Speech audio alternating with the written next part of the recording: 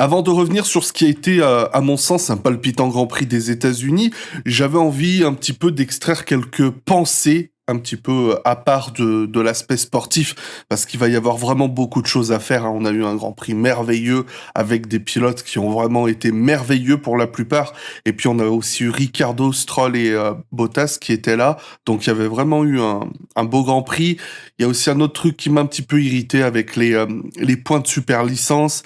Mais tout ça, on va le mettre de côté, on va y revenir plus tard. J'avais envie de balancer quelques petits mots sur les petits rookies de ce week-end et de commencer peut-être entre autres par adresser quelques mots concernant Dietrich Mateschitz qui nous a quittés ce week-end, juste avant la séance de qualification de ce samedi. Peut-être à tort, mais je me dis que certains sont peut-être un petit peu déboussolés, ne comprennent pas, peut-être parmi les fans les plus jeunes à la Formule 1, qui ne comprennent pas pourquoi il y a cet engouement autour de Mateschitz. Après tout, c'est que le propriétaire, hein, qui a posé un nom et qui a posé son nom sur des voitures.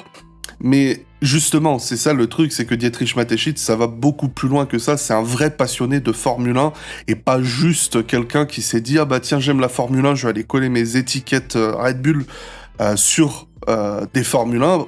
Pour moi, et je pense que je serais pas le seul à avoir cette lecture, Red Bull est intrinsèquement lié à la Formule 1, ne serait-ce qu'à cause de Dietrich Mateschitz, justement. On va pas refaire l'histoire du pourquoi, comment est née la boisson en tant que telle, mais juste Mateschitz fait partie un petit peu de cette génération d'Autrichiens qui ont connu un avant et un après dans le sport automobile. L'avant, c'était rien du tout.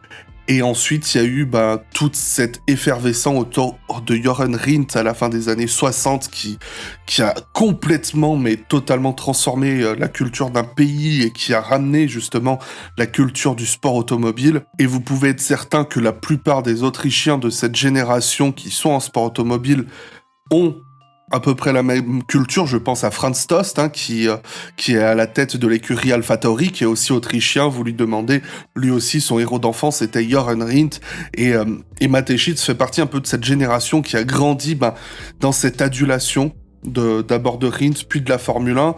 Et lorsqu'il a voulu vraiment promouvoir sa marque, la première chose qu'il s'est dit, il faut que j'aille tout de suite m'attaquer au sport extrême. Et la première chose qui lui est venue en tête, c'est la Formule 1, bien évidemment. Et il est allé voir Gerhard Berger, hein, qui était encore à l'époque un petit genou qui était en train d'éclore en Formule 1, qui avait fait des prouesses. Il va le voir au bout de quelques années, il lui dit voilà, moi je te propose, je te signe un sponsoring. Bon, le problème c'est que j'ai pas beaucoup d'argent et on n'est pas encore sûr du nom de la marque, mais est-ce que t'acceptes? Berger, il s'est dit j'en ai eu 50 000 des propositions foireuses, mais il a senti qu'il y avait quelque chose, il a suivi. Dans les années qui en ont découlé après, ça y est, Berger est devenu un des pilotes sponsorisés Red Bull. Le tout premier sportif sponsorisé Red Bull, c'est Gerhard Berger, un pilote de Formule 1. Il montait sur les podiums avec sa petite bouteille de Red Bull. Il y avait Bernie Ecclestone qui pétait des câbles en se disant non mais c'est inacceptable, voilà, on fait du sponsoring, non c'est n'importe quoi.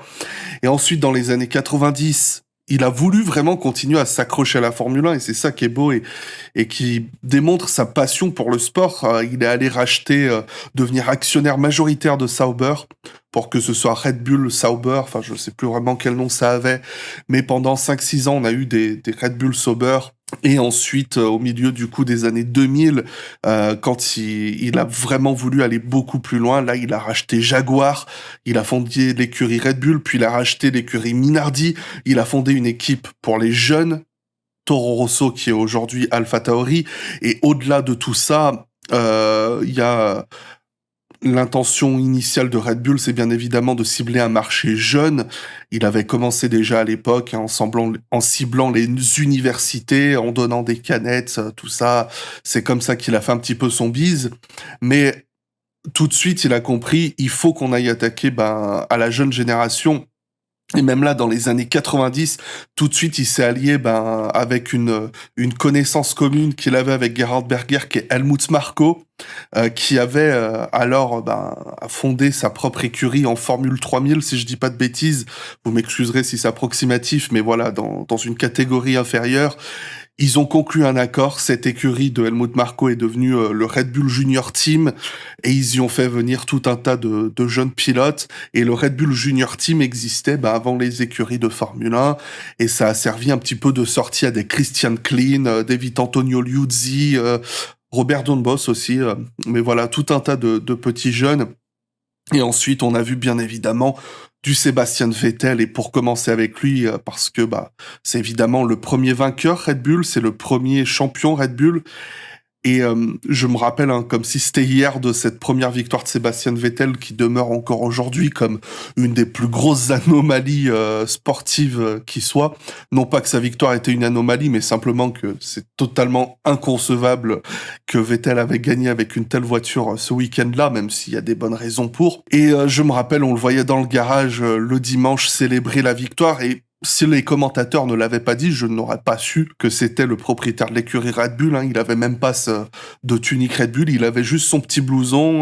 Voilà, ça aurait pu être le papa de quelqu'un, un invité VIP, on n'en sait rien. Il se démarquait pas. Il a pas cherché à se mettre en avant, et sur le podium c'est d'ailleurs Berger qui allait chercher le petit trophée, parce qu'au final les vrais patrons de Red Bull Racing, ça a toujours été Christian Horner, Helmut Marko derrière pour chapeauter le programme junior, parce que Mateschitz, il aimait sa Formule 1, il voulait y être investi, mais il savait que la course, il y connaissait pas plus que ça. Il a pris des gens compétents et on voit que ça paye. Aujourd'hui, encore aujourd'hui, si on remonte un petit peu les 20 dernières années, c'est la seule équipe non constructeur qui a gagné des titres.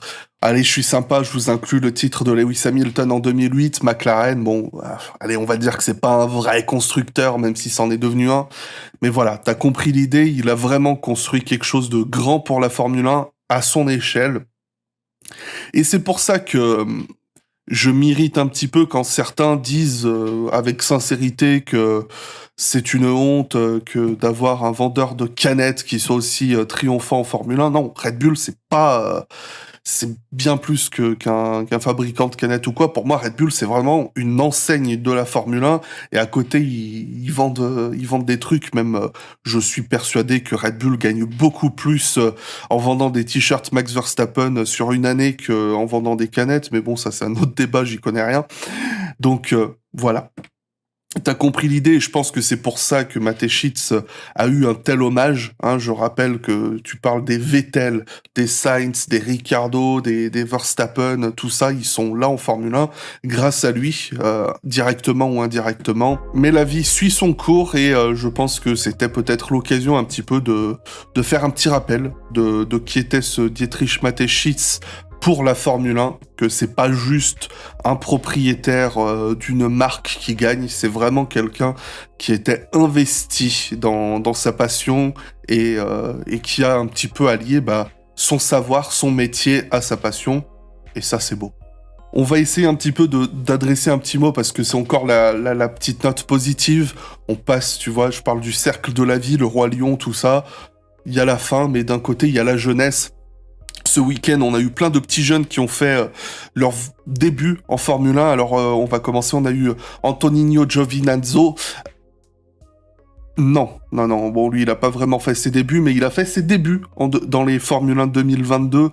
Et on va pas en parler parce que ça a été une humiliation assez sévère. Il monte dans la voiture. On se rappelle que c'est un pilote qui a fait 3 ans de Formule 1. On se dit... Ah bon, là c'est en train de devenir sérieux, ces rumeurs selon lesquelles il pourrait avoir un baquet l'année prochaine. Allez, en 10 minutes, il met une voiture dans le mur et il détruit l'embrayage en essayant de repartir. Allez, c'est bon.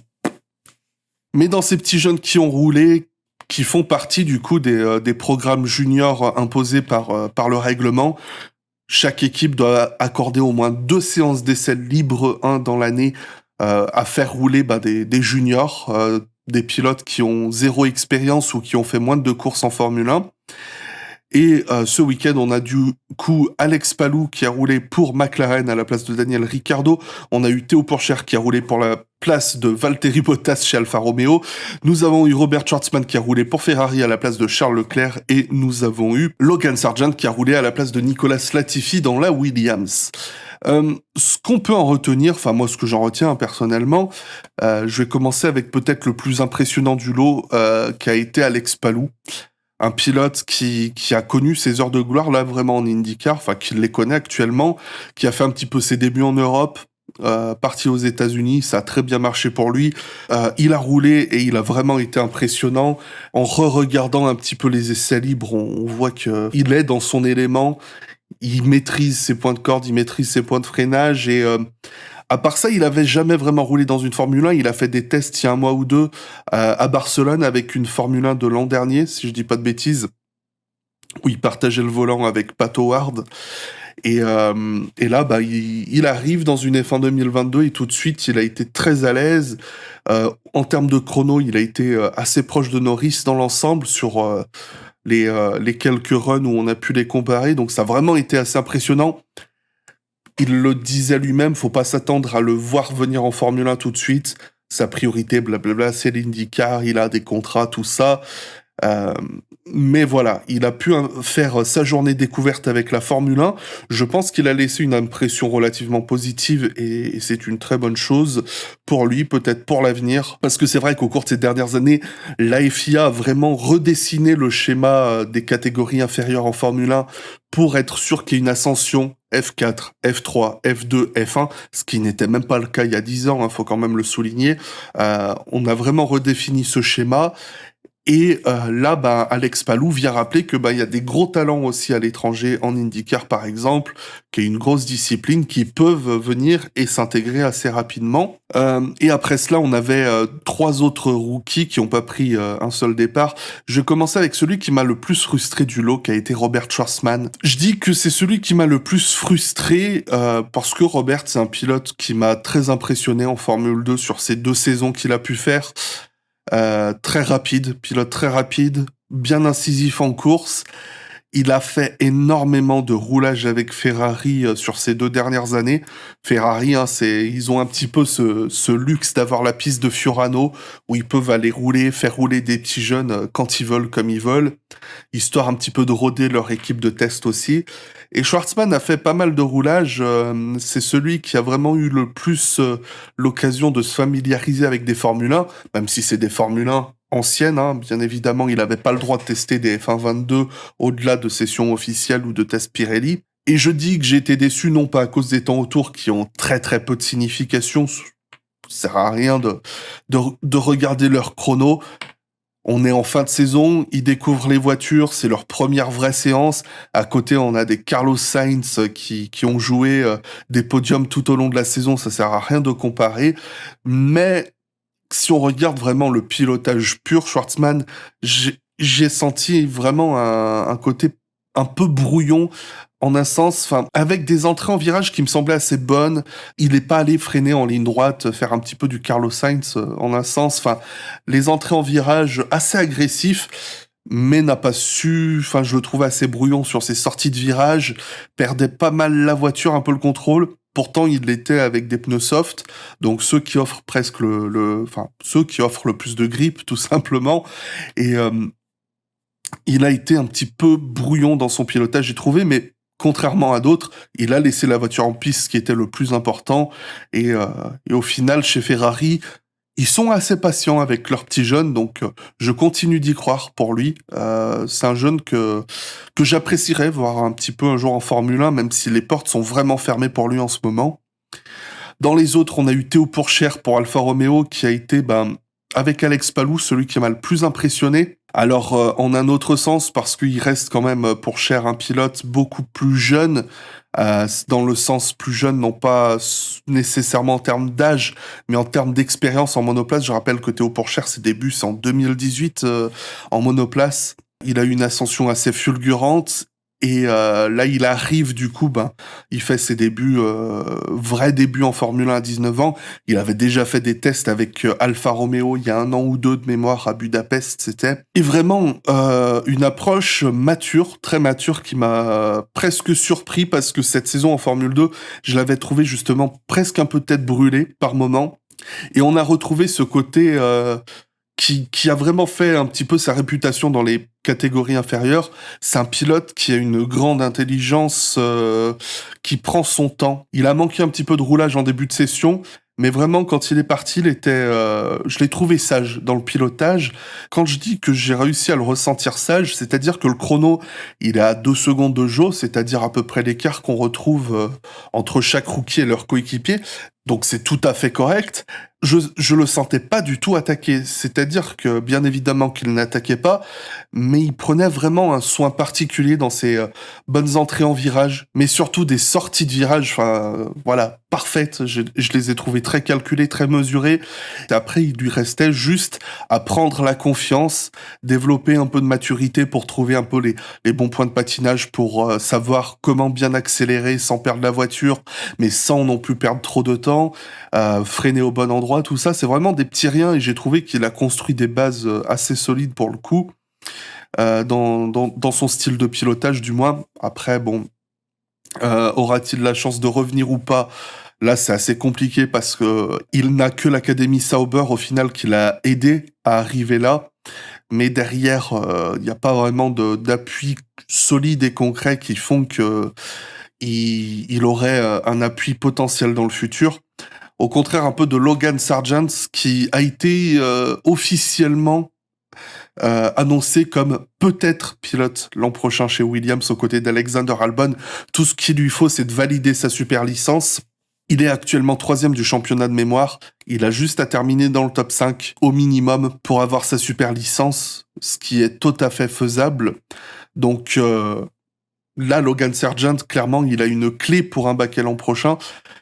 Mais je l'ai trouvé un peu plus brouillon. Quand je parlais de Pourchaire, je parlais d'une approche méthodique pour essayer de trouver les bons points de corde pour vraiment bien placer la voiture.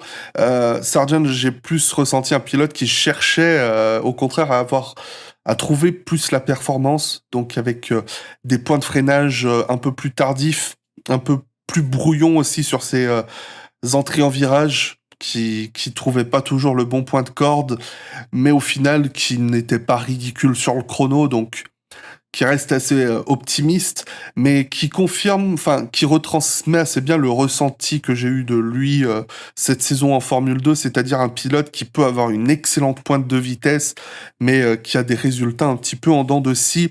Sargent aussi un pilote très jeune qui a pas toujours été très bien servi en catégorie inférieure, mais si derrière Williams l'encadre vraiment bien, je pense que ça peut être un talent très intéressant, Logan Sargent.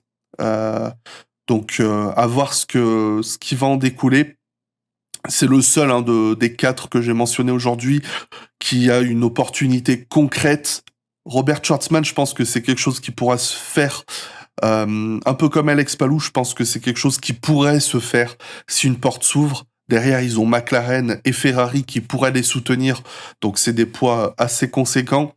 Pour Pourchaire, ça reste vraiment plus abstrait parce que, comme je le disais, en termes de poids politique, il y a juste l'Académie Sauber qui pèse rien, hein. L'Académie Sauber, déjà, c'est presque un mythe, dans le sens où on sait même pas si ça existe vraiment, ce truc. Un peu comme l'Académie Williams, en fait. Mais pour conclure, j'ai vraiment beaucoup apprécié regarder ces petits jeunes. Ça me manquait. Je le dis, ça me manquait. Parce que mes derniers souvenirs de séances où on accueille vraiment des petits jeunes comme ça remonte peut-être à 2006. Alors j'ai peut-être des mauvais souvenirs, hein, c'est tout à fait possible. Mais en 2006, il y avait cette règle où il y avait une des 3 séances qui était entièrement dédiée aux rookies, c'est-à-dire que chaque équipe était obligée de faire rouler des pilotes d'essai, enfin des pilotes qui n'avaient pas d'expérience en Formule 1. Et du coup, on avait des Kubica qui ont fait leurs dents comme ça, des Franck Montagny, enfin, tous ces petits noms-là de l'époque.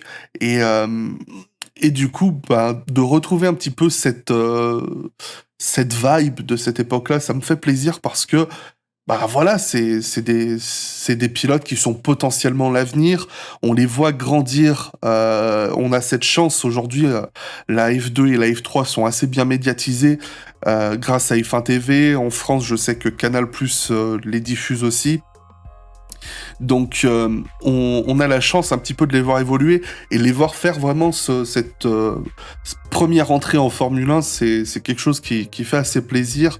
Et j'espère qu'on aura l'occasion d'en voir plus la saison prochaine, avec pas seulement 2 journées, mais avec peut-être 3, 4, 5, je sais pas. Ça fait pas plaisir aux titulaires, bien évidemment, mais bon, si ça permet de faire rouler un peu plus de monde, moi je suis tout pour. Je m'en arrête là, des gros bisous YouTube, et à très bientôt pour parler de ce Grand Prix des États-Unis, parce qu'il y aura beaucoup de choses à dire.